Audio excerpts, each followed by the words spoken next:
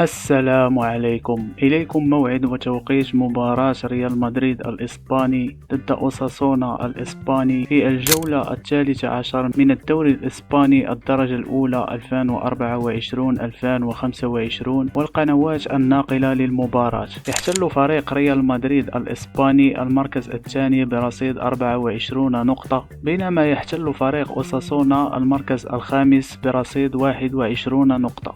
ويستضيف نادي ريال مدريد نادي أوساسونا في الجولة 13 من الدوري الإسباني الدرجة الأولى على ملعب سانتياغو برنابيو يوم السبت 9 نوفمبر 2024 في تمام الساعة 2 بتوقيت المغرب والجزائر و4 بتوقيت السعودية إن شاء الله. ومن المرتقب نقل هذه المباراة على قناة بين سبور HD1.